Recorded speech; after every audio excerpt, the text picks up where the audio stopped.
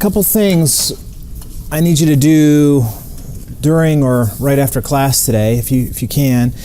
Make sure you can log into Dropbox.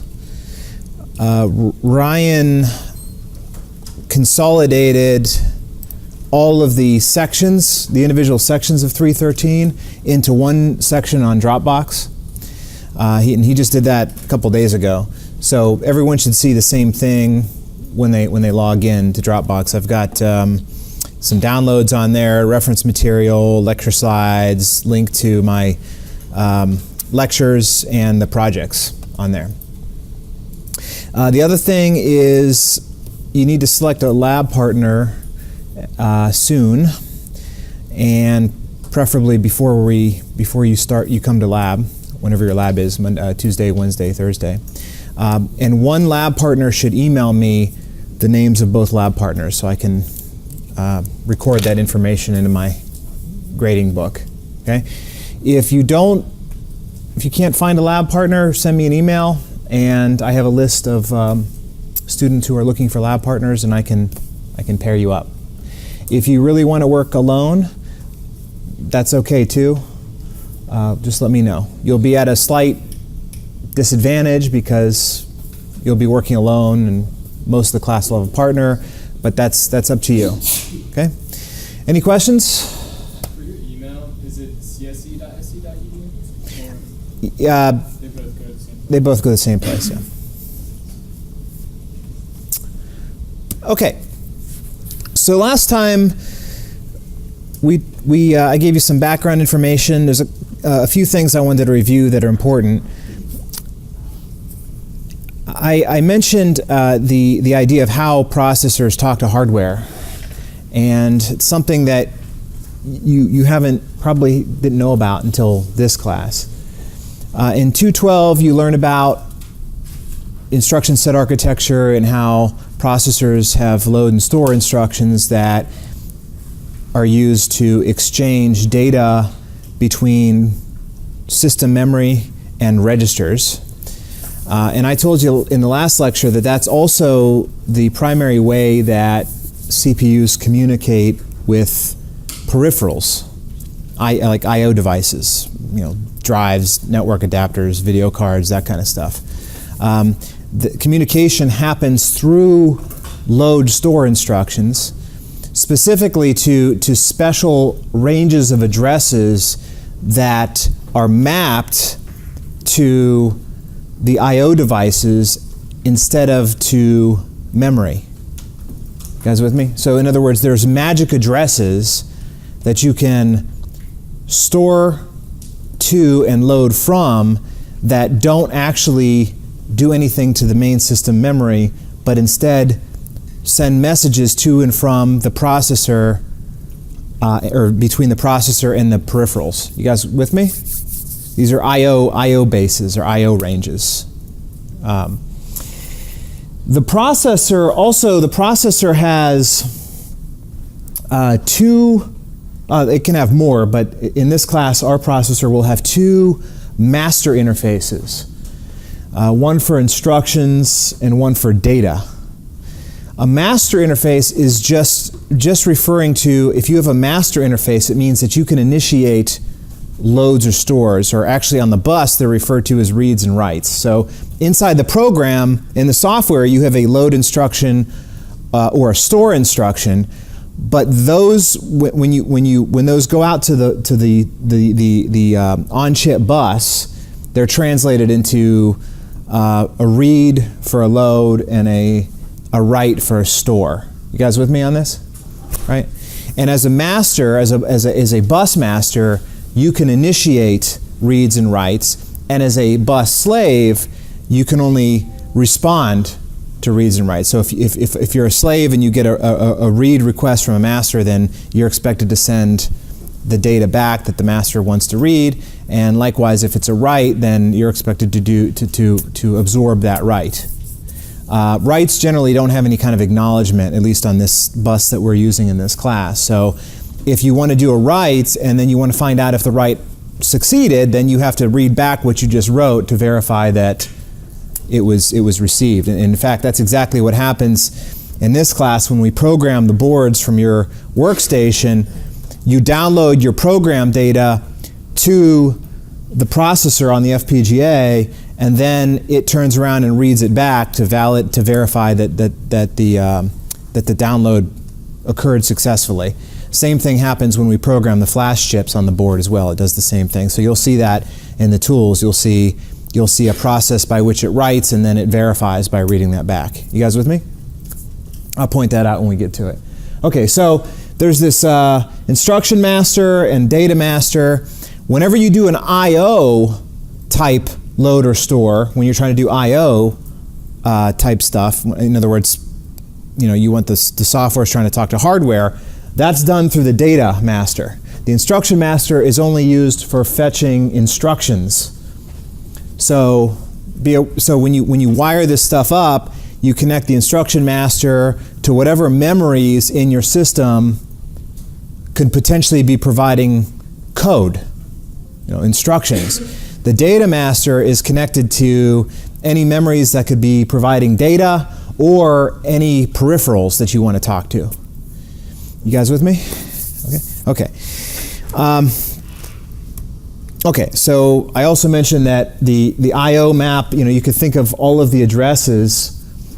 We're using a 32-bit processor in this class, so there's a memory space that consists of 2 to the 32nd power addresses, and you can take that address space and you can divide it up amongst all the peripherals that you have in there. Usually the memory, the RAM, is the largest chunk of the address space because peripherals often don't require, they don't have that many I/O addresses.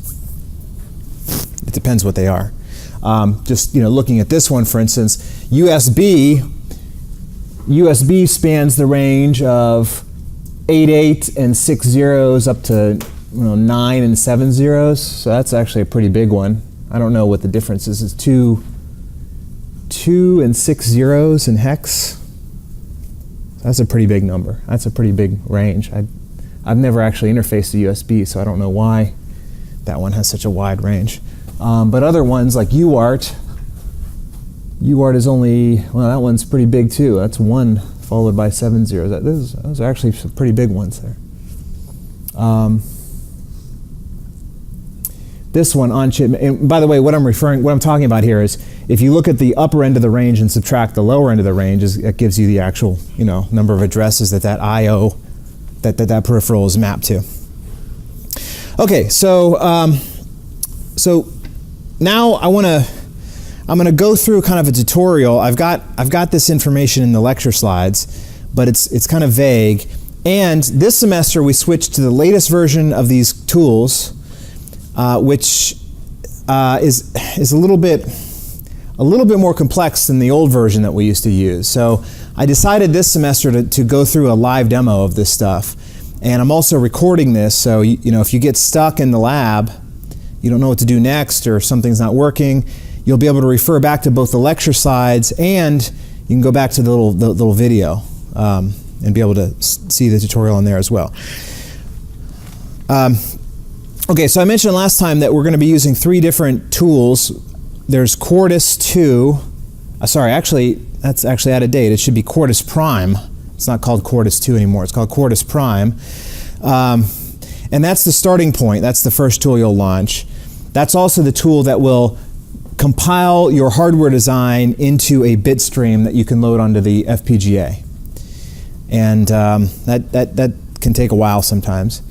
Then there's Platform Designer, which is the design tool that you're going to use. It allows you to take IP blocks, intellectual property blocks, which are pre-made designs that someone else made at Altera/Intel, and you can use them to compose your system.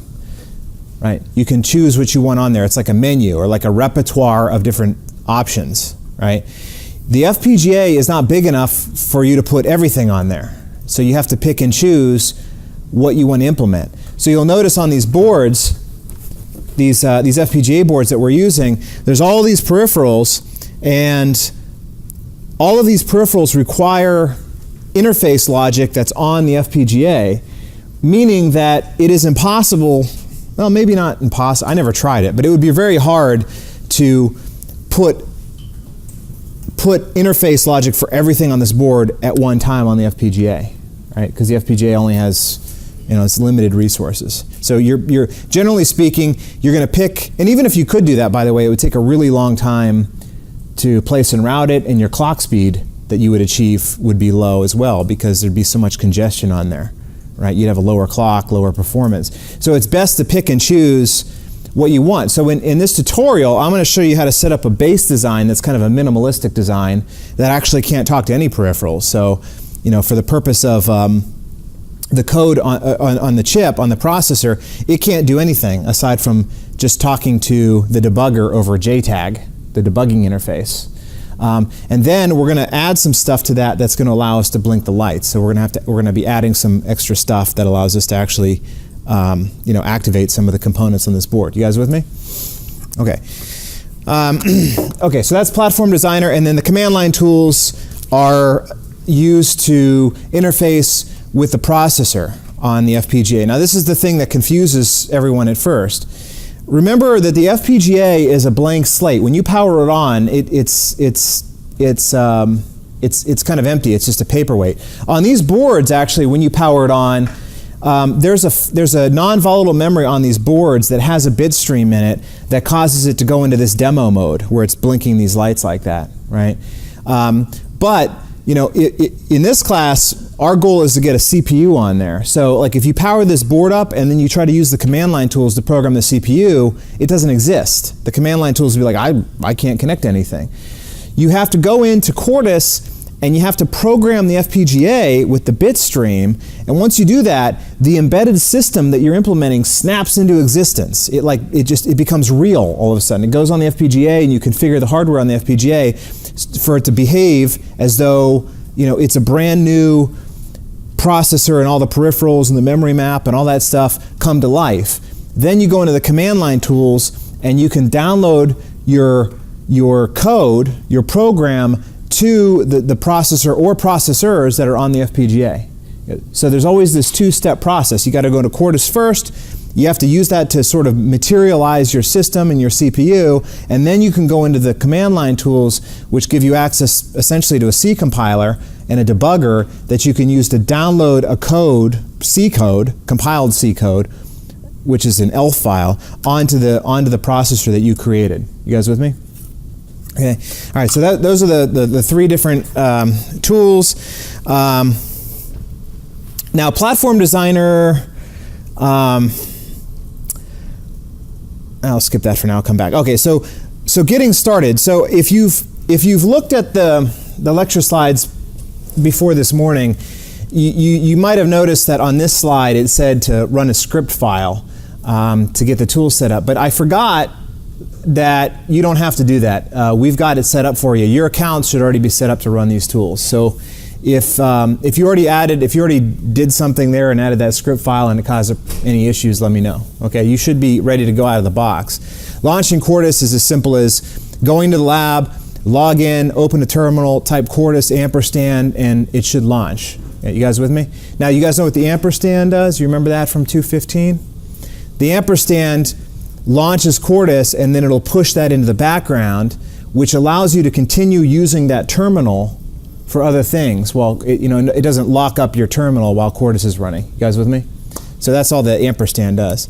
Okay, so I am going to go ahead and launch that. Okay, so I've got it right here, and I'm running the Windows version, but it is identical to the Linux version. Okay, so the first thing you want to do is to create a new project, which I will do. Actually, I'm going to close the project I have open, and then I'm going to go in and rename that so I can create a new one from scratch.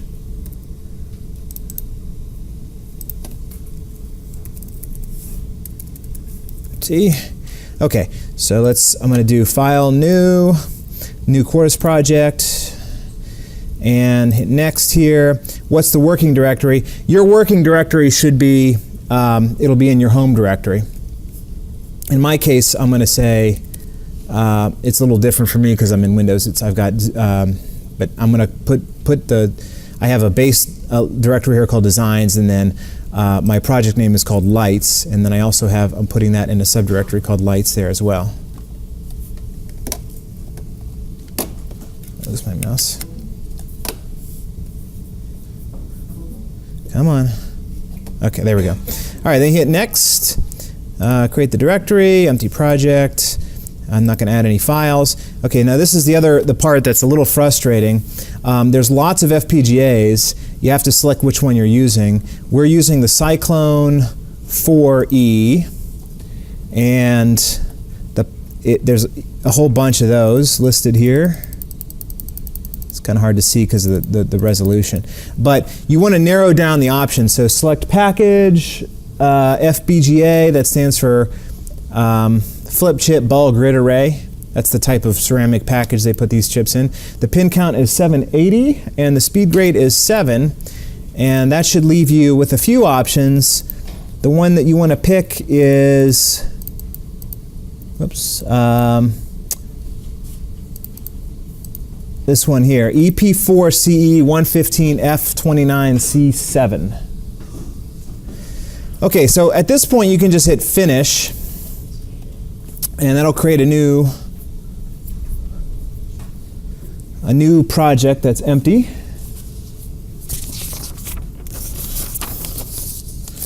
And then you just have kind of an empty workspace. We're going to jump straight into Platform Designer. So you go to Tools, Platform Designer. We're going to start off by creating our system.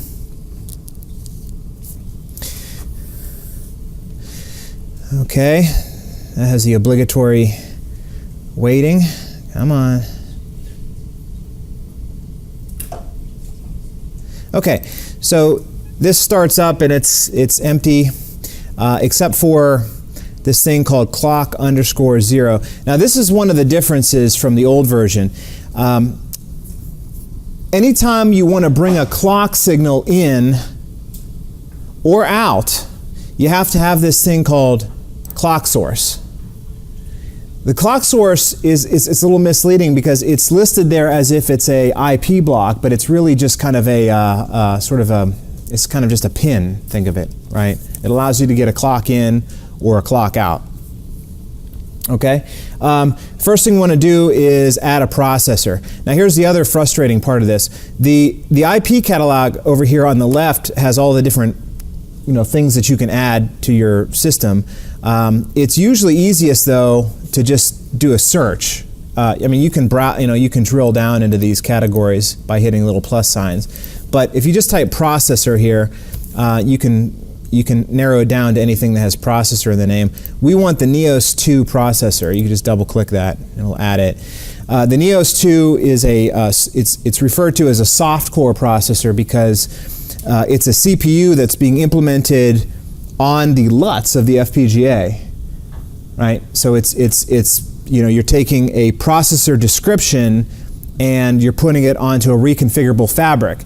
The advantage of that is that you can customize the processor. You can change the cache size. You can change, how many functional units it has, and whether it has a floating point unit and that kind of stuff. So it gives you some flexibility. These are actually all the options right here. So the first thing it asks is whether you want a Neos 2E, which stands for economy, or a Neos 2F, which is fast. And it kind of describes those here. The Neos 2F has hardware multiply divide, instruction and data cache. It even has the option to have an MMU, a memory management unit, which in theory would allow you to run an operating system like Linux on it, but we've never actually done that yet. And then there's a whole bunch of other options here. But we're just going to ignore those for now. We'll come back to that. So if you just hit finish, it should add it. Okay, so there it is listed there. Notice that, and I find this a little difficult to use, but the description of these components is in this column under description. The name is here, and the name that it generates by default is, you can change it. I generally just leave them the way they are, but this is Neos 2_Gen2_0. It's generation 2 because this is actually a more advanced version of the processor that we used to use. These are all the connections on it. You'll see that it has a clock input and a reset input, which are currently unconnected. And they're unconnected because The lines going to them are kind of a light gray color. Then you've got a data master and an instruction master, which I was describing earlier. These are actually looped back and connected to this debug memory slave, which is, these guys are always connected like that by default, and you just leave that connection there. But if you want to add any other endpoints, any other slaves, then you would have to connect them manually. But since we only have all we got right now is the processor, we don't have anything to connect those to. There's also an interrupt and IRQ input that allows peripherals to interrupt the CPU. And then there's some debug. There's 2 debug ports, and there's a custom instruction master. The custom instruction master allows you to add custom instructions. I've never done that yet, though. I think that's pretty cool, but I've never had the chance to figure out how to use that. So we just leave that unconnected. So right now we just have the clock and the Neos. Let's go ahead and add the next thing we want to add is a clock manager. I think I mentioned this last time too. Search for clock. We want to look at clock manager. Clock manager, and it's actually under the university program because it's specific to this board. And we want the system and SDRAM clocks for the DE series. The clock now you might be thinking, well, hold on a second. You've got a clock source and a clock manager. What's the difference? The clock source is just essentially a pin that takes in the 50 megahertz clock signal that's generated from a crystal oscillator on the board. Once that comes in, you want to feed that into a PLL, a phase lock loop circuit on the FPGA that will clean up the clock. The clock that's generated by the circuit is noisy. It has jitter. In other words, it's supposed to be 50 megahertz, but the frequency of that clock varies over time. That's the jitter. So you have this sort of, you have this variation of frequency over the time. The PLL allows you to take that clock, use it as a reference clock, and you can either just clean it up and reduce the jitter on it, or you can change the frequency, or you can change the phase. So like if you want to run your chip faster, you say I don't want to run 50 megahertz, I want to do 100 megahertz, that's an option. I think that in this component though, it locks you in as, I think it locks it in as at 50, unfortunately, but we could use the generic PLL if we wanted to and fix that. But for now, we're just going to use this university program version, which simplifies this. So it just says reference clock 50, desired system clock 50, DE board is DE2115, that's the one we've got, and you just hit finished. Oh, they even got rid of the old board as an option. That's interesting. Okay, so anyway, so we got the clock now, and then the next thing we want to do is add another clock source. So we're going to add another clock source, and the reason for this is because and add that and just hit OK. The reason for that, and this is also a little confusing, but this clock component that we added is taking the 50 megahertz reference clock and it's generating 2 clocks from that. One is the system clock, and the second is the SDRAM clock. The SDRAM clock is used to control the controller, the SDRAM controller, but it also has to be shipped back off the FPGA and actually used to to generate a clock for the SDRAM itself. That makes sense? So you guys probably are aware that in computers, the CPU clock usually runs faster than the memory clock, right? Like if you buy a computer nowadays, you have like an 800 megahertz memory clock generally, and then you'll have a CPU clock that's like 3 gigahertz. So, usually there's about an 8 times, the CPU runs 8 times faster. In this system, the CPU and the memory actually both run at the same speed, at 50 megahertz, but the memory clock for whatever reason, it has to do with the way the SDRAM chip on this board works, it needs to be out of phase. So we have to, the phase lock loop takes in the reference clock and it generates 2 separate clocks, the system clock and the memory clock. In the next lab, we're actually going to have a 3rd clock that's going to be used to generate the video signal so we can connect the board to a monitor. We'll have a pixel clock too that controls the pixels on the monitor. But for now, we're just going to have these 2 clocks. So we've got the system clock. So if you look at this component, by the way, we've got a reference clock coming in, we've got a system clock coming out, and an SDRAM clock coming out, and that SDRAM clock has to be exported, and we're going to do that with this clock source. Okay. All right. So I think that's all the stuff we need, right? Just for this basic system, right? So now what we got to do is connect all this stuff. So this is the part that's kind of dicey, because connecting these things is essentially boils down to finding these little bubbles. Those bubbles show up? Not sure how well those show up. Yeah, they're on there. I don't know how well you can see these from the back. Where is...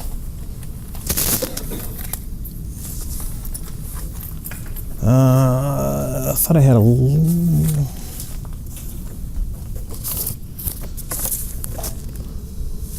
I was trying to find my laser pointer. Does this one have a laser on it?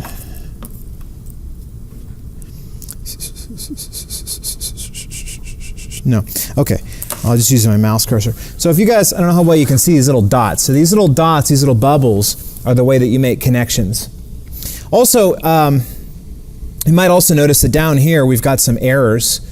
These are design rule check errors. These errors will pop up when the tool is finding problems. It's supposed to help you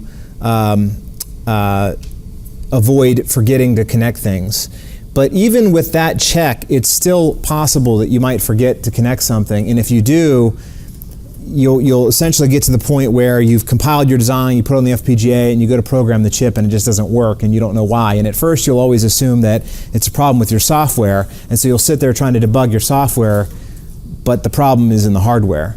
So this part you want to be careful and try to pay attention to.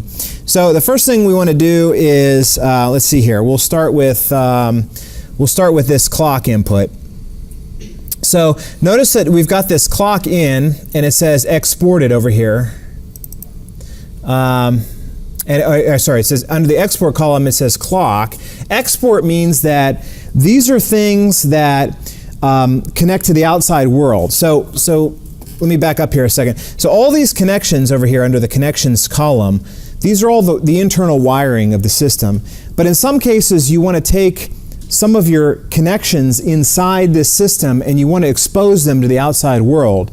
When you do that, it creates an input or an output pin on the top level component that you generate here. So when you save this and you generate HDL, you generate hardware for this, you're going to get a module, a Verilog module, and that module is going to have some pins that ultimately you'll connect to the pins on the FPGA, right?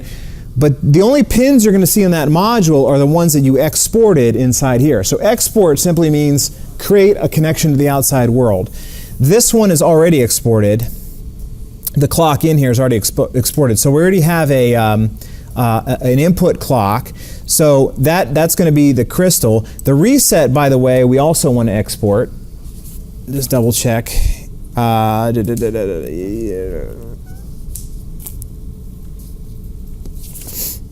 So we're gonna the clock in reset. Oh yeah, it's already exported here. Sorry, reset. Yep, it's already exported by default. And then we have the clock output, and you know, again, this is just this clock output is literally just the same as the clock input. They're shorted internally. They're the same clock. But we want to run this clock output. We want to trace this signal down, and we're going to want to connect this to the reference clock on the system SDRAM PLL component. You guys see that? You have to trace this thing down. You trace this down, and you're going to click that thing, and now we have a connection. So we have a connection between this clock and the reference clock on this thing. There's also a reset. There's a reset that comes out of this thing too, which is also just connected to the global reset. So we're going to trace this thing down, and we're going to connect this reset to the NEOS reset and to the, let's see, what else can we reset? The clocks, the PLL, this thing. Those two guys. All right. Make sense?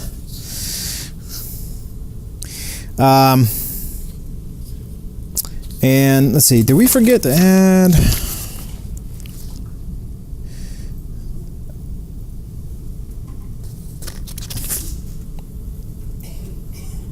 Oh, there's one more thing. Sorry, let me back up. Forgot something here. Sorry. One other thing we want to add here is we also need, what do we have here so far? We got the clock. We got the clock source comes in. We got the PLL that generates the clock. We got the processor. We're missing a memory. We need a memory. If we're going to run a program, we need either an on-chip memory that we can download our program to, or we need to connect to, we need an interface for the SDRAM. So we added the SDRAM clock, but we don't have the actual SDRAM interface yet. So let's add that as well. So over here, I'm going to search for SDRAM, and we're going to choose the SDRAM controller for Intel FPGA IP. We're going to add one of those guys. Okay, we got the SDRAM controller. And there's a couple options that we want to set here. This is a 32-bit RAM. We have 1 bit of chip select. We have 4 banks. The row, we have 13 bits of row address and 10 bits of column address. And that's it. You'll notice here that it says it calculates the memory size given those parameters. And it says memory size equals 128 megabytes. If you look at the silkscreen layer on the board, if you pick up the FPGA board and you look, the SDRAM is, the chips are right there, right smack dab in the middle. And you can see that there are 2 64 megabyte chips that are soldered on the board. So there's 128 megabytes of memory total. So we can confirm that its calculations and what we actually have on the board match up. So we'll finish on there. Okay, so now we got the SDRAM controller, and so now that we've got that, I can connect. Let's see, we're going to connect the SDRAM clock, the system and SDRAM clock. We have an SDRAM clock that comes out of this guy, and we are going to connect that to the SDRAM controller clock right there. I see that, and then the system clock, which is the other output, is what's going to go into the Neos 2 Gen 2. So I hit that bubble. And what else? That's it. We have any other clocks we need to connect? All right, so we got, also the SDRAM clock on the PLL, we also want to connect to the clock input over here. So the clock input on our second clock source is currently set to exported. We don't want to export it, so you can just clear that off. Same thing with the reset. And we can connect that directly to the clock in on here. Okay, so if I click on SDRAM clock, so let me back up, I know it's a little confusing. The SDRAM clock is going to be connected to it's going to connect to this clock source, which is just kind of, like I said earlier, it's like a dummy component. So it comes in here on the clock input, and this guy is going to be used just to export the output, which we still have to export that. We'll be doing that in a minute here. Also, it's going to connect to the SDRAM controller. So we got 2 clocks, sys clock, SDRAM clock. The sys clock is going to do 2 things. One, it's going to talk to the controller on chip, and it's also going to be exported out to the SDRAM chips. So to do the export, you just double click here, and we'll just call this SDRAM clock.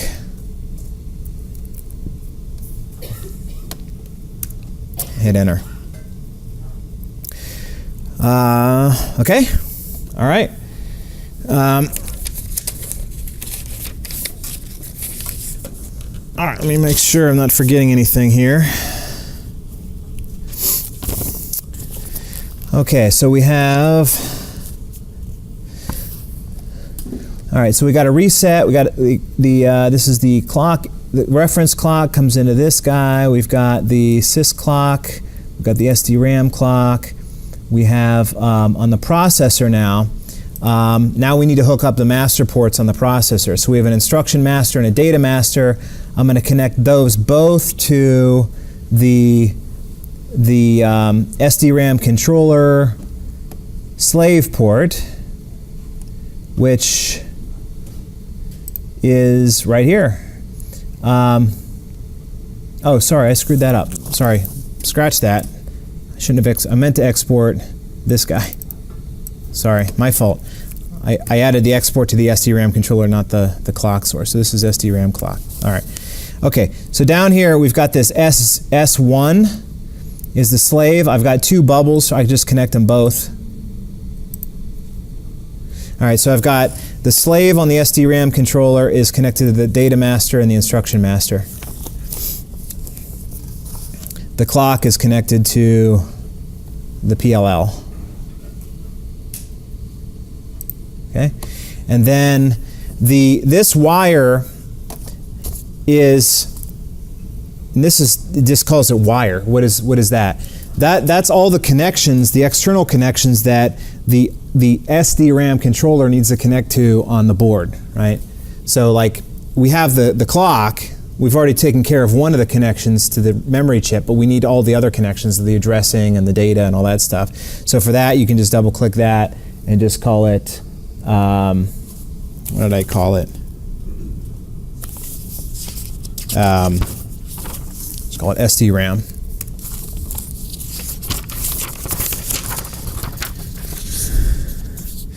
Okay, let's see.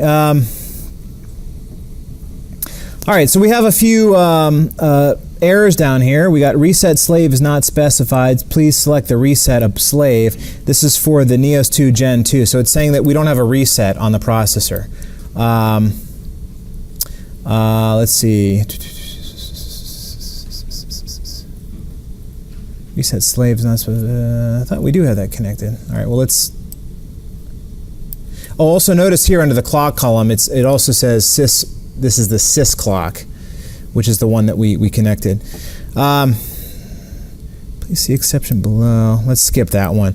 Data master. Okay, right. So you'll get some errors saying that certain address ranges overlap other address ranges. If you know, you remember from that picture I showed you on the slide, you have address ranges. They can't overlap. They all have to be their own separate ranges. If you get any messages saying that you have a memory.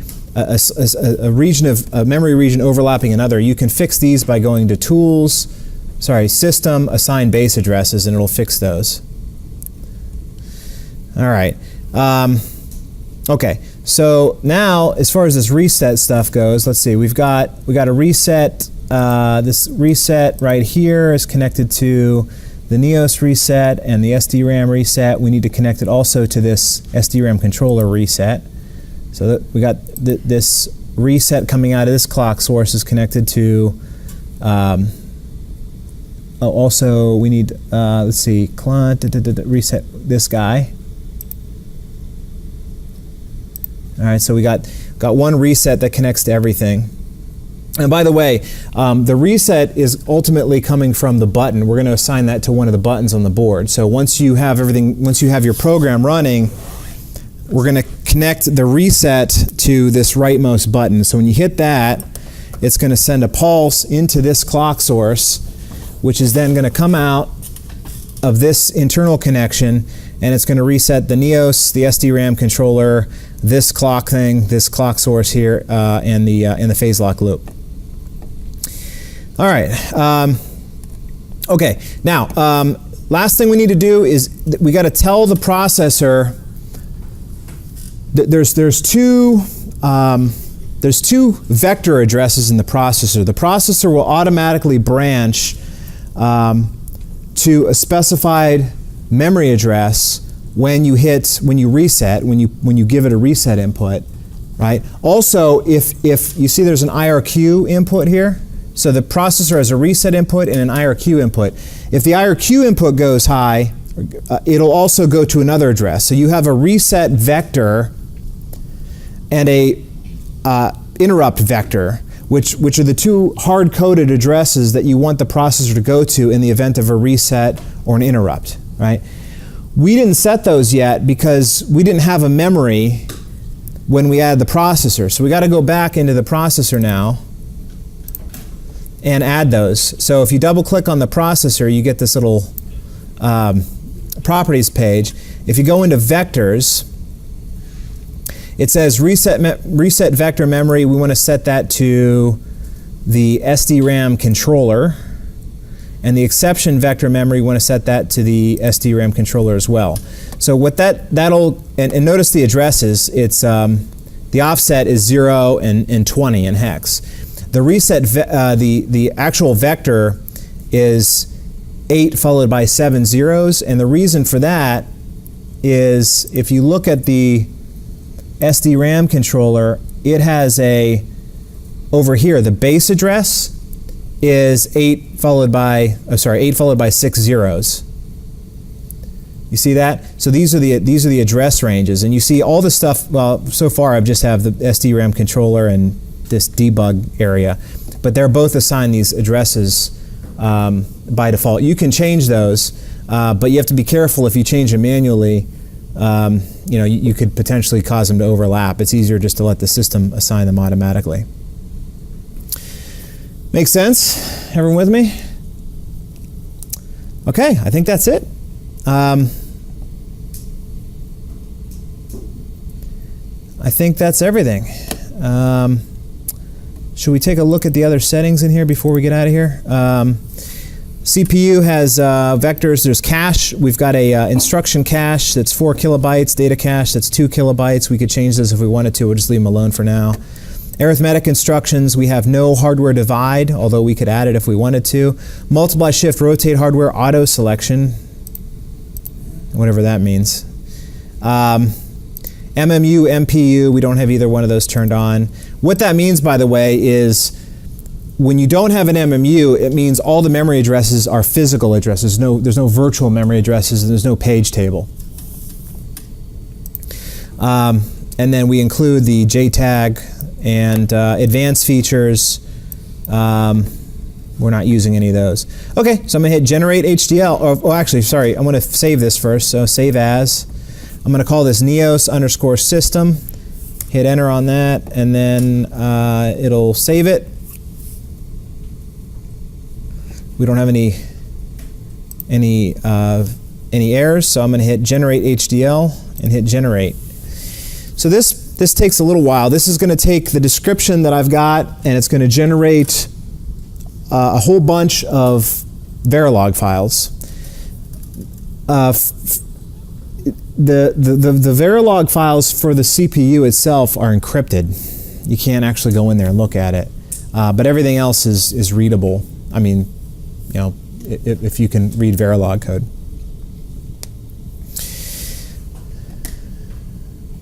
So it's generating a bunch of stuff. It's kind of surprising how much stuff it has to generate even for this simple design.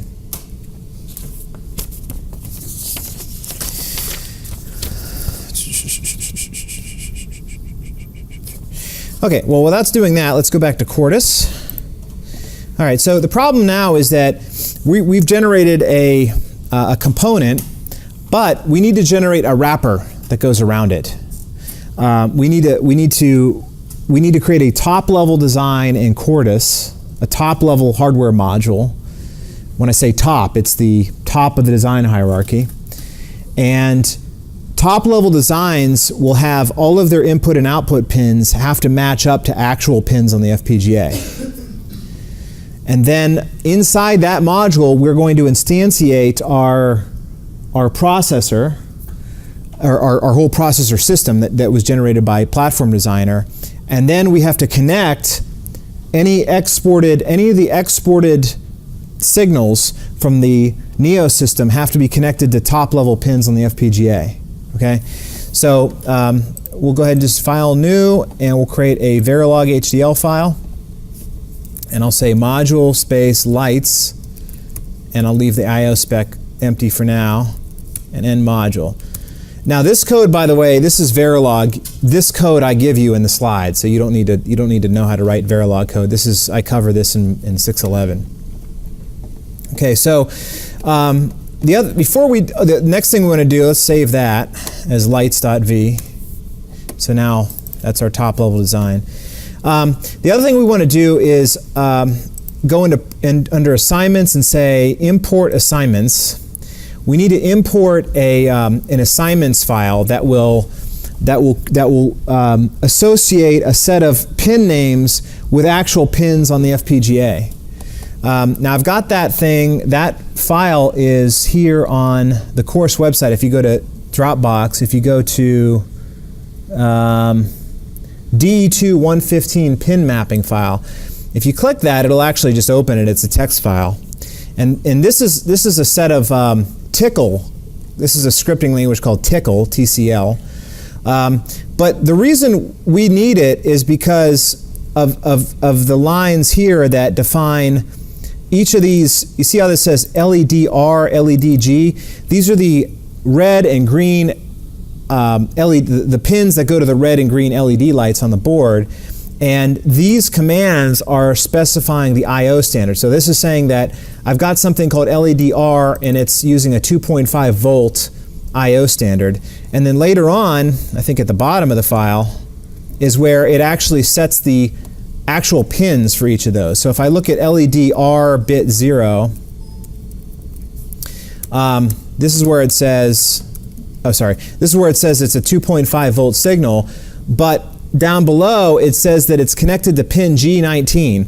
So this FPGA is a ball grid array package where the actual chip has a two-dimensional array of balls on the underneath of it, and it's kind of like an Excel document where the rows are numbers and the columns are letters. So if I say G19, it's like column G, row 19 underneath the FPGA chip. That's the actual pin that's connected to. Well, what this also means, though, is in my top-level design, all of my I/Os in my top-level design have to match the names that are defined in this file. So if I call something in my top-level design LEDR bit 0, then that signal will then be connected to the red, the least significant red LED on the board. Does it make sense? So all the pins are being defined through their names. But I have to import this file in order to do that. So I'm going to go back and I'm going to just download this guy, do a right click, say save link as, and I'll put it on my desktop. And then over in Quartus, you just have to import it. I'm going to find it. There it is, DE2 pin assignments. I say OK. And then it says 1,048 assignments were written out of 1,065 read. If you go to assignments pin planner, it'll actually show you a picture of all of those pins that I just imported. If I hadn't imported them, this would be empty, by the way. But these are all, this is a picture of the underside of the chip. You can see there's a whole bunch of pins under there. And these are all the pins I have access to. So I can close that. So I've imported my assignments, and one other thing I want to do while I'm here is I want to do file new. I want to add one more file. You only have to do this once. You want to add a synopsis design constraint file. And again, this code is in the lecture slides. You don't have to do this yourself. You have to add it, but you don't have to know how to do this. You want to insert constraint, create clock. You want to create something called clock 50. Period is 20 nanoseconds, and you want to say the target is get ports clock 50. So this tells Quartus that the top level clock, which is called the clock 50, the pin name, which I can verify that if I look in the pin planner, it should have a 20 nanosecond period because it's a 50 megahertz clock. When the tools compile your design, it makes decisions when placing and routing your design to ensure that it'll make a 50 megahertz clock. In other words, it's going to make sure that the longest data path in your hardware is short enough that a signal can propagate through in 20 nanoseconds. Okay, and the only other thing you want to add in here is make sure that it derive PLL clocks. Yeah, so you say derive PLL clocks. This ensures that it knows that there's a PLL that's generating other clocks from that reference clock. So you just save that. Let's use stc1.stc is fine, and then it'll save it. Now, by the way, if you go into Project Navigator and you switch to files over here, it'll show you which files are in your project. So currently I have lights.v and stc1.stc. I haven't added the ones yet that I've generated. Did this finish? Yeah, so this finally finished. Platform Designer finished generating, so I can hit close on there. And I can also go to, I can add the file that it generated. I can go to, under Settings and Files and say, hit the Browse, and I can add neosystem.qsys. I can add that whole thing and hit OK, and that's the third. Oh yeah, so it added the, so that the .qsys file is a meta file that brings in all the files that I generated. Okay, so now I've got the top level design started. I've got the pin mappings, I've got the clock constraint, and I've got the QSys. So now I got to go back to lights.v and I got to instantiate my NeoSystem. I know it's called NeoSystem, but what are all the pins? Well, to figure that out, you can open, and this is I have the code for this in the slides as well, but this is how I got the code. If you go into the NeoSystem subdirectory, there's something here called NeoSystem inst. Now remember, NeoSystem is what I called the platform that I designed. If you go into NeoSystem inst and you open that up, you can see this is a template, this thing. It shows you how to instantiate the NeoSystem. So I can just take this and I can copy it and I can just paste it in here. And now I've got sort of a template where I've got the connections on the NeoSystem, which are shown here in this column, and then these are the things I want to connect to those ports, and I just fill it in here. The problem is, what are the pins called? Well, that part's a little bit harder, and this is the stuff. I've got this code in here as well. This is normally you would have to go back to that pin mapping file to figure this out, but I'm just gonna, I've already done this for you. So there's an input called clock 50, which I referred to earlier when I was doing the constraints. That's our clock signal that comes in from the crystal. Then there's an input 3 down to 0 called key. Key is the 3 buttons on the board. They're called, it's named key, but they're really buttons. Now I've got I've got those inputs. I can connect the clock 50 to my clock on the NeoSystem. So I'll just feed that in. So the clock comes into the FPGA, and I'm going to pass it directly into the system I generated in Platform Designer.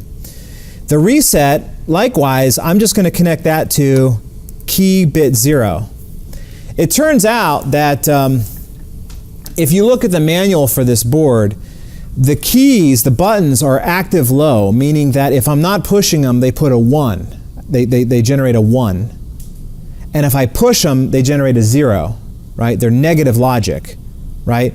Also, if you notice over here, this reset input says reset _n.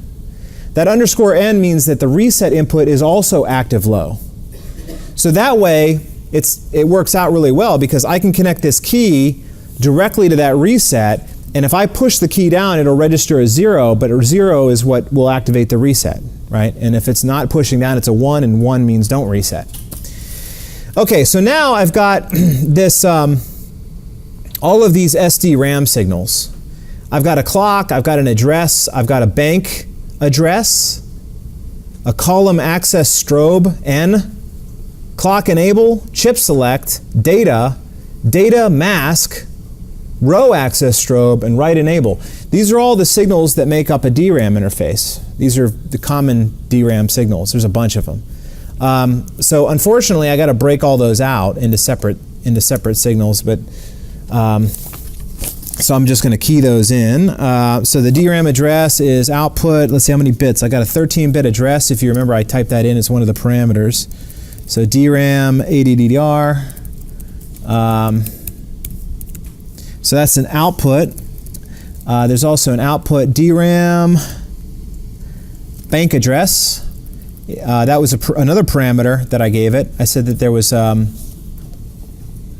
right? Bank address? There it is. Yeah, banks, 4. So there was 4 banks, and thus there's a 2-bit bank address. Okay, moving along, I've got a column access strobe, DRAM column access strobe N. I've got a DRAM clock enable. I've got a DRAM chip select N. I've got a DRAM data, which is an input or an output, so it's actually an in-out. Sorry, in-out, right? And it's 32 bits. I've got an output for mask, so DRAM DQM. This is masking. So the DRAM is 32 bits. That's 4 bytes. But what if I only want to write 1 byte? Which I might want to do, right? Because it's my address space is byte addressable. My addresses are referring to individual bytes, right? Like if I say my address is 10, that's byte 10, right? Potentially, right? So I have to be able to write to individual bytes. So that bank, this guy allows me to mask off certain bytes within the 32-bit word if I want to.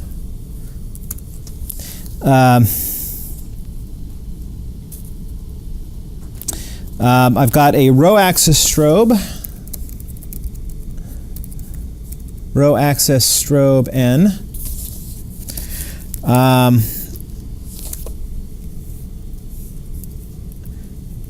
Let's see, output DRAM underscore write enable N. It's when I just tells it to write versus read. And DRAM clock, and that's it. All right, so I got my, let me just double check here. I've got my address, 13-bit address, my 2-bit bank address, column access strobe, clock enable, column chip select, sorry, data, data mask, row access strobe, write enable, and clock. All right, so then I just have to connect these guys to their corresponding outputs from the controller. So the SDRAM clock is this guy. So I'll copy that and paste it here. The address is right here. The bank address is here. Column access strobe here. Clock enable. So you can see that the wrapper is just passing signals directly between the pins to the Neo system. Chip select. Then there's DQ, data. Data, D is data. Q is referring to, like, if you guys remember from 212, like flip-flops, the output of a flip-flop is a Q. It's like the output of a memory is Q. Yes? I'm following the lights, the code on your lecture. Does it matter the order of the lines of code? No. You have the SDRAM clock last. No, it doesn't matter. No. Verilog, in general, lines, the order of lines don't matter in Verilog, because you're describing hardware and everything is operating at the same, you're just defining connections. So it's not like a traditional programming languages where you execute one line after the other. Everything is connected concurrently. So it doesn't matter what order you use. Good question though, I should have mentioned that. Let's see, DQM, that's our mask. And RAS, N. Row access strobe and write enable. All right, I think that's it. Save that. And all right, I think we're good, hopefully. I think we're ready to go. So to go, you just click the big play button there, the little big go button. So if you look over here, we've got compile design, and under compile, in order to compile the design, we have to do synthesis, fitter, assembler, timing analysis, EDA, netlist writer. I'm just going to double click compile design and it will go. It will start compiling. Hopefully this doesn't take too long. This is going to be slower on my laptop than it's going to be in the lab on the desktop machines. You were generating that one thing. Does it matter if it's finished yet? I went back and I checked. It's finished. Yeah, that's a good point. Yeah, it's done. That's 0 errors, 0 warnings. And do you have to like specify you're running off of the thing you generated? Or just... I did that when I imported this, the neosystem.qsys, this thing right here. No, that's a good question. That's a good question. How did I make the connection? Oh, there it is. I found my laser pointer. Yeah, that's a very good point. If you notice right here, so that neos_system.qsys is a file that I generated, and that is what is linking together. That's the way that I'm linking the stuff I did in Platform Designer to Quartus. It's done through that file.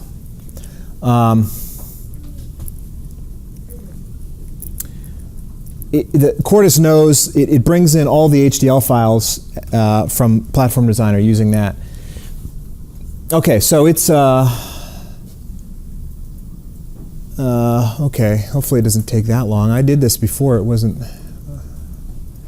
oh, there it goes, it's going now. Oh, here we go, okay. All right, so notice you'll notice this is something that freaks out some students at first. Look at all these messages here. There's already 203 messages. These are not errors. These are all just notices. But the thing that's freaky is that, are we expected to read all these? I mean, look at all the, I mean, there's like a crap dump here. It's just coming out and coming out and coming out. I don't know, what are we supposed to do with this? Look at all these, it's very verbose. It's a verbose compiler. It's not like when you run GCC and it just doesn't give you, if everything works, there's no output at all. It just compiles and nothing. There's a lot of stuff. This is a little dangerous because sometimes there are important messages in there, but how would you ever know when to look or how to find them? You don't. But this is one of the reasons why hardware design is sort of a highly specialized subfield of computer science, because this stuff gets is confusing, and there's a lot of the tools are hard to use. I don't know why they don't present this information in a more digestible form, but yeah, it generates all this stuff. You can filter this though. You can show only error messages or warnings or critical warnings. What are these? Warnings. Yeah, so I do have some warnings. Number of processors has not been specified, which may cause overloading on shared machines. And then I've got a warning. Now this is the other thing. Clock on the entity is connected to a signal of width 3. The formal width of the signal in the module is 6. The extra bits will be left dangling. But that's not my design. This warning has to do with the IP, somebody else's code, right? So that's just something that they just let go. They had something in their IP that generated this warning. This one too, port JDO is connected to a signal of width 38, blah, blah, blah, blah. Yeah, so that's not, these don't have anything to do with me.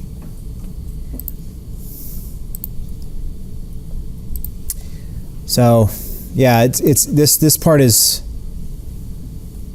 Now, this one is ignored locations or region assignments to the following nodes. These are all the pins I didn't use. So the pins that start with AUD are the audio pins. This board has an audio chipset, so you could use this board to do synthesize music or yeah, or you could make it an MP3 player if you wanted to, something like that. You could turn this board into a like a home theater PC or something. So there's audio, there's video, it has all this stuff. You have a MIDI controller? MIDI? Oh yeah. Can you turn on is that a base? Sure. Yeah. With a MIDI controller, you'd have to use the GPIO pins to carry the MIDI signals, but it has that, so you could in theory do that. I actually designed an ASIC once MIDI controller. That was, yeah, my first chip design. Yeah, there's Ethernet. I don't use the Ethernet, the flash, the GPIO, the hexes, blah, blah, blah, blah. So these warnings are just saying, you know, you're not using all the pins, which you know, like I said earlier, it would be really hard to use all the pins because it would require a lot of hardware. All right, looks like we're almost done. It says 75%, but let's see, compile it, yeah, 76. We're in timing analysis now. The timing analysis is ensuring that this thing will run at the clock speed I specified in the constraint file, which was 50 megahertz. Okay, 99%.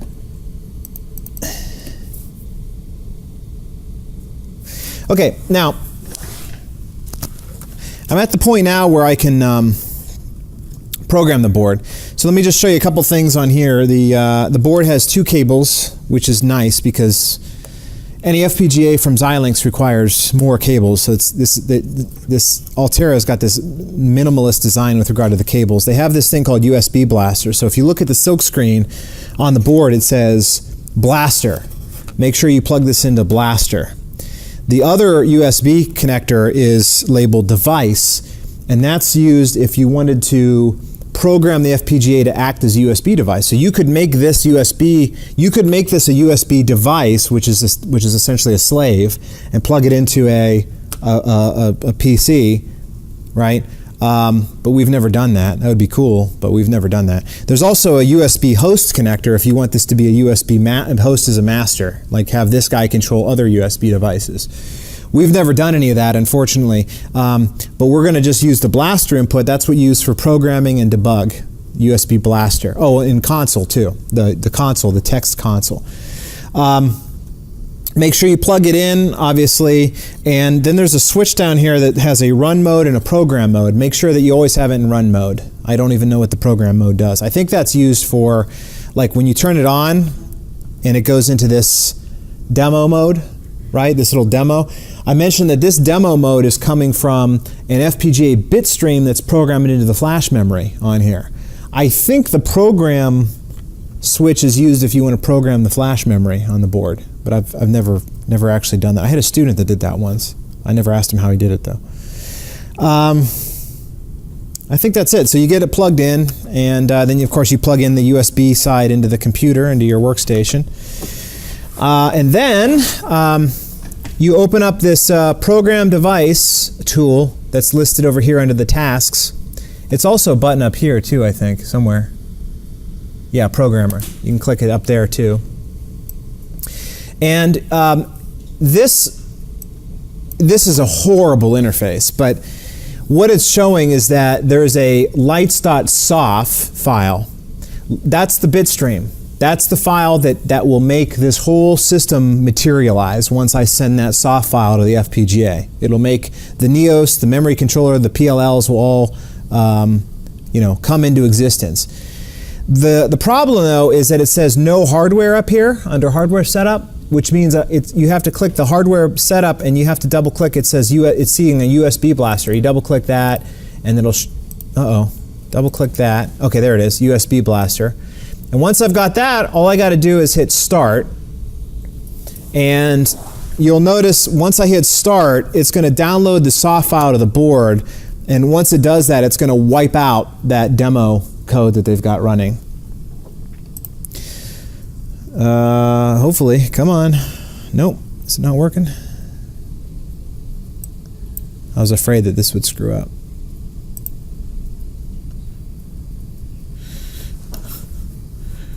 Run. Oh, there it goes. Yep. Okay, there it goes. That was a little weird delay, but see how it says progress? Okay, there it is. So it downloaded the. It takes about. It takes a few seconds to, maybe 5 seconds to actually download it. But for whatever reason, it took a while to start. But I've got it now. So this thing is now the system I designed is now on here, right? Now you'll notice that it's kind of funny. I didn't connect the LEDs. So they're floating. They're floating inputs, meaning that there's no 0 or 1 connected to these LEDs. And as a result of that, you notice that they're kind of like dimly lit. They're like they're in a a weird middle between 0 and 1 state. So they're just faintly lit. Now we're going to change that. I'm going to eventually add capability to not do that anymore. But currently, none of the I/O devices except for the SD RAM are being used. All right, so that's it. I've got that part done. Now I got the hardware done. Now I can write software. All right, so I am going to connect to a lab machine for this. So I've got my terminal. I'm going to SSH to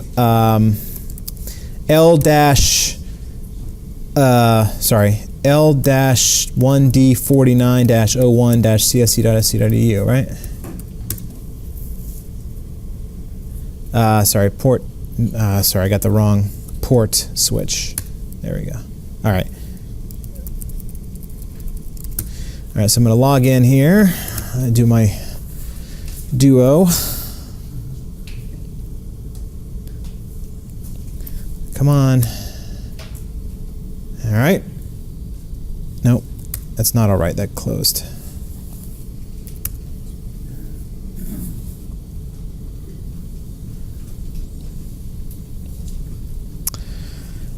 Come on, buddy.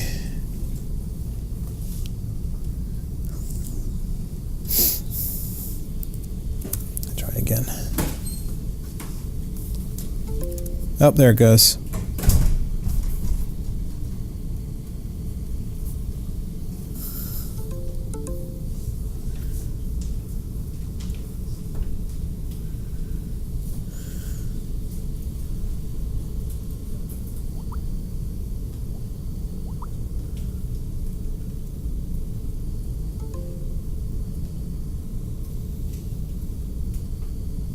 All right, there we go. Okay, so let's see, data. I'm going to go to what? You know what? Actually, scratch that. I'm going to connect to my lab machine. I'm going to connect to my research lab machine. Tachyon. Sorry. That was okay. So data, designs, lights. All right. So here's my the top level of my project directory.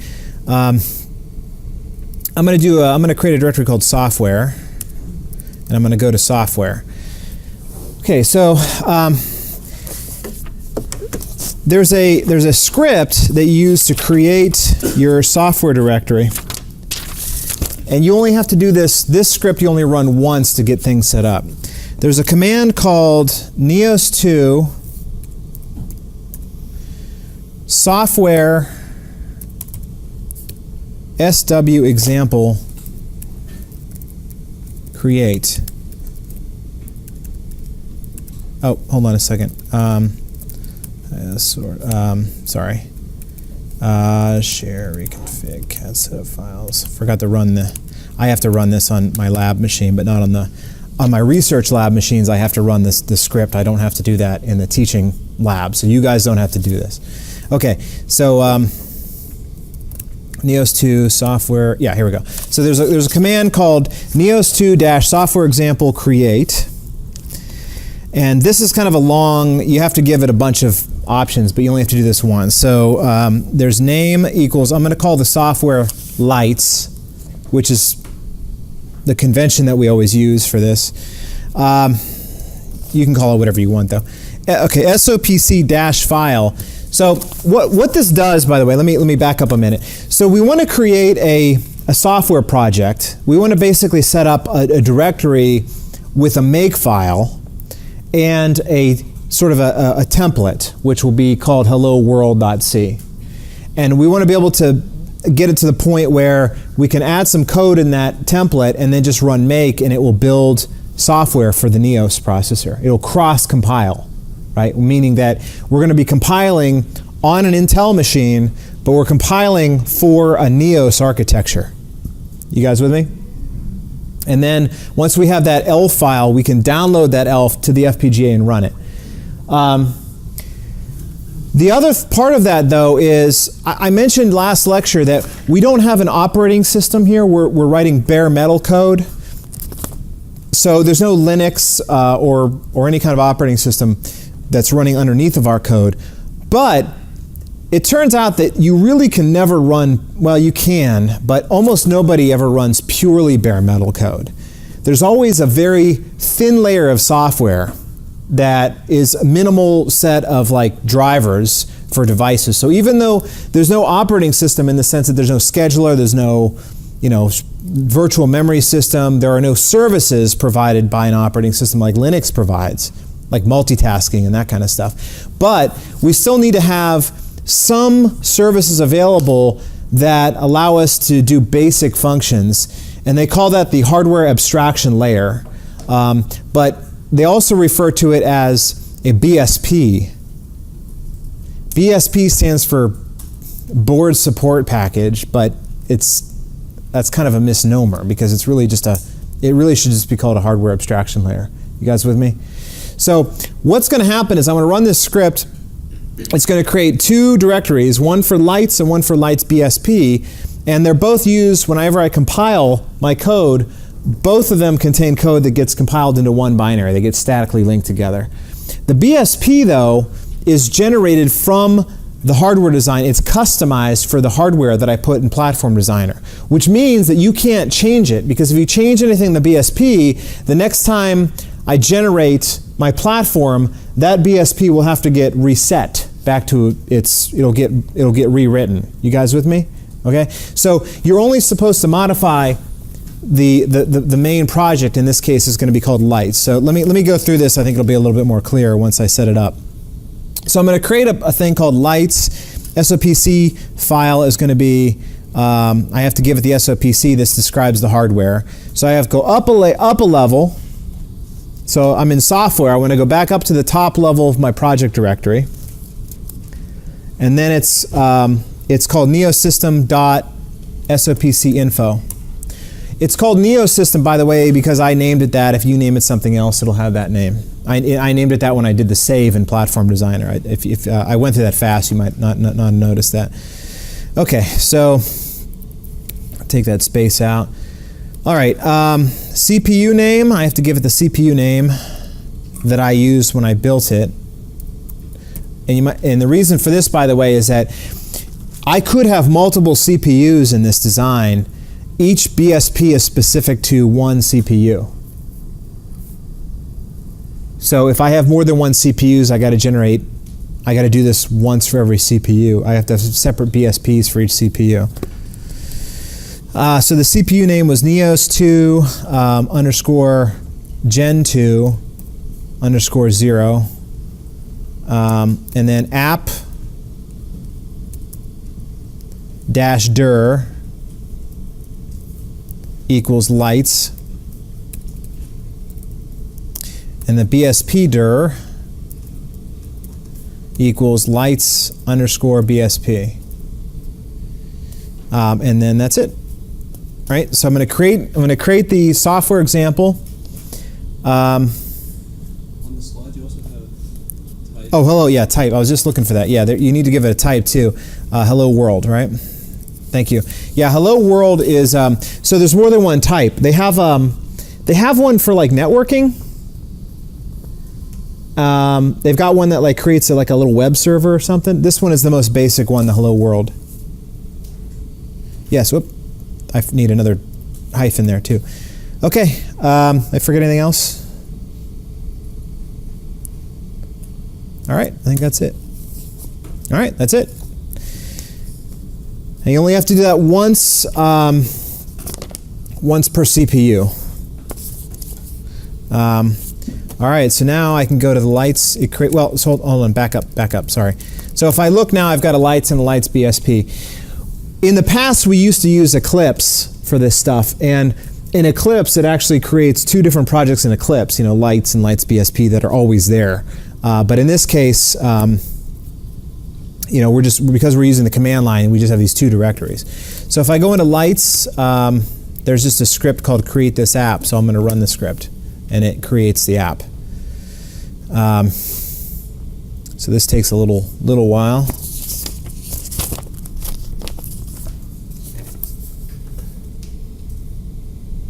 All right. Okay. So it says to download and run the application, make sure the board is connected to the system, run Neos2 configure soft to configure the FPGA. We already did that through the graphical tool, the programmer, but this configure soft is a command line tool for configuring the FPGA. If you have a standard I/O device, you have to run Neos2 terminal. We don't have that yet because we didn't add it yet, so we can't. There's no point in doing that. And then you can run make download elf from the application directory. All right, so let's go ahead and see what we've got in here. So it created some stuff. There's really only one source file, hello world.c, and that's the code right there. So we want to be able to put something in here that's a little bit more meaningful than this, especially since we didn't put a terminal in yet, so we can't print anything. So I wrote a little program.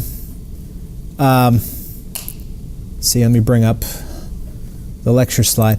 I wrote a little program it's a real simple program. It just calculates pi. Oh, sorry, not there. That's the assignment. Lecture 1. Yeah. All right. So I'm just going to copy and paste this. I don't want to type it all out. Hopefully this didn't. Oh, that's not too bad. It just screwed up the indents. All right.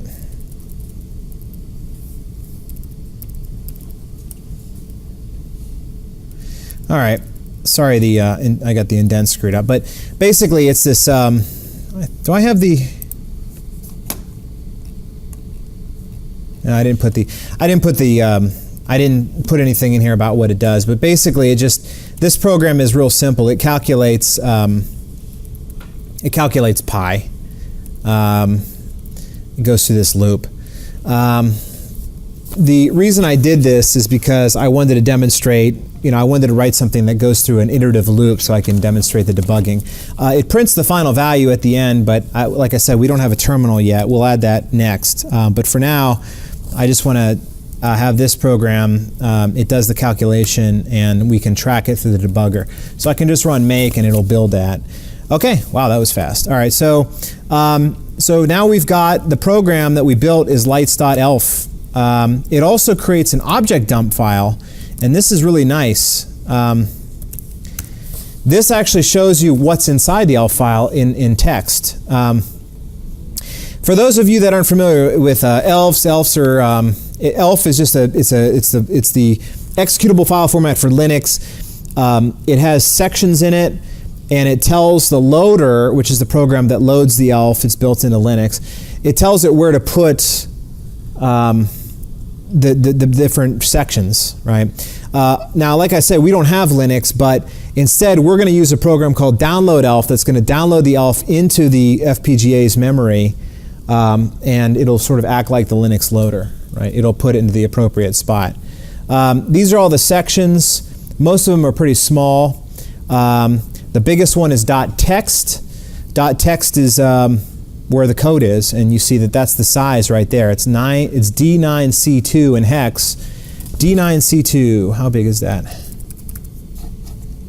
Let's open the calculator, go to programmer mode, go to hex, type in D9-2C.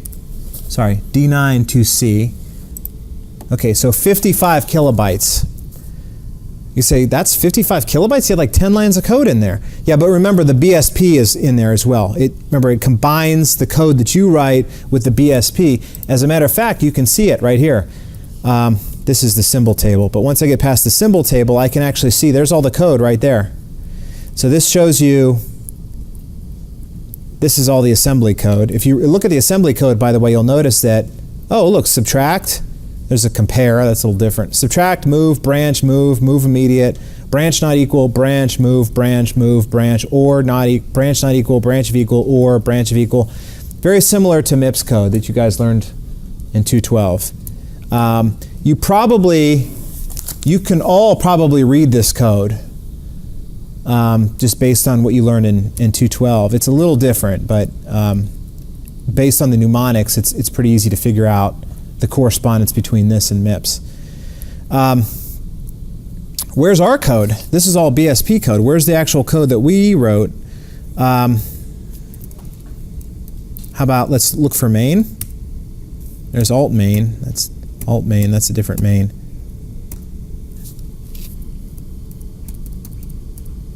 Ah, there it is. Is that it?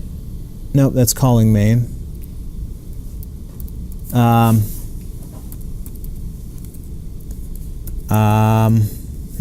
Hold on a minute. What can we search for? Val. No, temp. New val. New val. That's distinctive.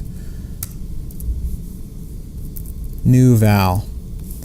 There it is. Okay, so I had to search for it, but this is our code. So there's where main starts. And I can confirm that our code is incorporated into this ELF file because I can see it. I can see the C code, and every line of C code has a corresponding sequence of assembly instructions that implement that line of code. So this one line of code where I say temp equals start times start plus 1 times start plus 2 maps out to this long block of assembly instructions. Now, one thing I can tell from looking at this, look at this, there's a call instruction. Call, subroutine call. I didn't call any subroutines. Well, it's calling a subroutine. It's calling a function called addDF3. The reason it's doing that is because I don't have any floating point instructions in this instruction set. And so, but I'm doing floating point operations in C. And so the compiler had to generate, all of the floating point operations had to be generated as subroutine calls to built-in floating point software functions, as opposed to just implementing the floating point instructions as native machine instructions. You guys with me? So I can tell just from looking at this that I don't have floating point support in this thing, in the hardware at least. I have software emulation. How many floating points does it do? 1, 2, it does an add, a multiply, an add, a multiply. You guys with me? Okay, so anyway, enough of that. All right, I think we're ready to run it. Okay, so instead of just running it is kind of pointless because if I run this thing, I'm not going to see any feedback, right? So instead of just running it, I'm going to run it in the debugger. So I have to switch back now. I have to use my local terminals to do this because I have to see. Now this is the problem, by the way. The board is connected physically to my computer here, so I can't launch this code on any computer except the one that it's physically plugged into. So this is the reason why you have to be in the lab to do this stuff. In this case, I have these Sigwin terminals that I'm going to use. You're coming from the lab to your computer? You can connect to the lab, but you would have to you'd have to make sure that if you wanted to test your code, you would have to make sure that there was a board plugged into the lab computer, plugged in and powered on, but that would be hard to do because you wouldn't be there to do that. So you'd have to call somebody that was in the lab to do that for you. That's the problem. Too much to do. Yeah, the other option would be to simulate the board, but I have never figured out how to do that yet. I know it's possible. I know you can simulate the Neo system. The difficulty is how do you simulate the off-chip components like the SD-RAM, the switches, and the buttons. I think there's a way to do that, but we haven't figured that out yet. So right now we need a board to do any testing. Okay. So notice I have 2 terminals open here. There's a reason for that. In order to debug. By the way, how many of you guys have done debugging? Did you learn debugging when I say debugging, I mean using a debugger like GDB or the Java debugger? And this is one of the little points of contention I have is that they don't cover debugging very well in the introductory programming courses. When I say debugging, I mean being able to step through lines of code and inspect the values of variables and memory addresses. I think a lot of you, when you're debugging your code, you just put print statements in, right, and use that to debug. And that's a lousy way to do it because after you put all those print statements in, you got to go back and take them all back out. And also it takes more time to iterate on your code when you do that, because you have to go in, put the print statements in, recompile, and then potentially have to go back and put more print statements in to narrow down where the bug is in your code. Debuggers make that process much faster and more efficient. In this class, it's going to be even more important to use debuggers because, well, it's just because you're writing more difficult code, more lower level code. The problem is not only do you have to learn how to debug, but you have to learn how to debug on a different system than the one that you're sitting in front of. You have to do remote debugging. So we're actually gonna do that, and it's not really that bad. It's just conceptually it's a little tough to learn initially. But anyway, let's see. I'm gonna switch to my project directory here. Data, designs, lights, software, lights. Okay. So by the way, I didn't say this, but I've got I am using a shared network drive, so I can modify the same code. I can work on the same design on my Windows machine and in Linux. They're all shared. Okay, so I already built the code, so I need to launch the debugger server. There's a GDB server that connects to the board, and you have to start that first. So there's something called neos2-gdb-server. And you tell it to operate on TCP port 888 and TCP persist. Okay, and you launch that, and it says it pauses the processor. Okay, then you go over to your other window. You have to have two terminals open for this. And data z designs data designs lights, software, lights. Okay, in your other window you say neos2-gdb, or sorry, neos2-elf gdb, and you just launch it with lights.elf, and then you say target remote localhost 8888. And notice in the other window it said accepted. So what's happening here is you launch a GDB server that connects to the remote Neos processor. That will have failed if you forgot to program the FPGA first, or if there was any major hardware problems, hardware bugs in your design. Once that's connected, you can open GDB, and then you connect to that server over a socket. Port 8888, right? Then you just say load, and this is where GDB actually, it opens the ELF file. So there's the ELF file, and it takes 4 sections out of there: entry, text, read-only data, and read-write data, and it downloads them to the Neos processor, which then forwards them to these memory addresses. Now, why is that significant? Because if I go back to Platform Designer, Platform Designer, and I look at the SD-RAM controller, this guy, that's where I downloaded the stuff to. Notice that the base address is 8 followed by 6 zeros. 8, it's like 8 million in hex, right? Right? So that's the address. That's where my SD-RAM starts, in my address space. If I go back over to GDB, I can see that, well, what happened is that when I created the project, the linker was set up in the BSP according to that data. Then when I built the project and I compiled the project, it created an ELF file. The ELF file specified that address is where it should be putting your code. Then when I loaded the code in GDB, that's where it put it. Make sense? Okay.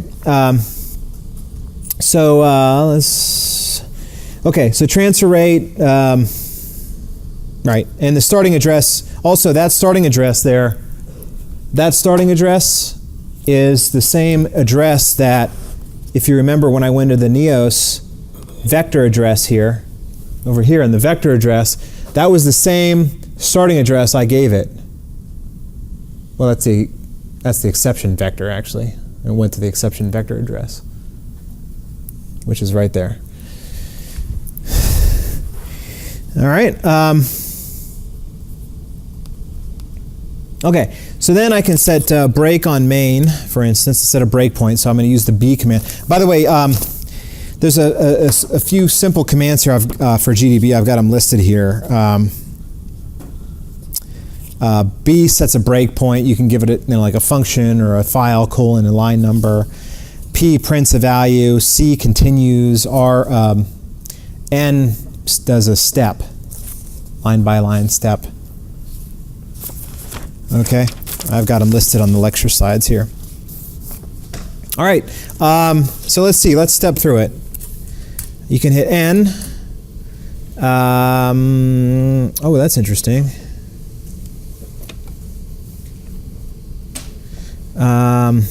Oh, sorry, C. Forgot to hit C first, sorry. Okay, C continues. You have to do that first. I missed that step. All right, so now it's actually running through the code. And I'm going line by line here. So now notice how slow this is. And the reason it's slow is because it's remote debugging. I can print temp, and I can print val, print new val. I can set a breakpoint here, and I can hit continue, and it'll go to that. Oh, sorry, print val, continue, print val, continue, print val. You can see it's an iterative algorithm that is converging onto the value of pi. Continue, print val, continue, print val. It's getting closer and closer. Continue, print val. It's this thing that basically, iteratively refines its way to pi. That's what the algorithm is doing. So that's it. That's a base system. Okay, so I think that's a good stopping point. We're out of time.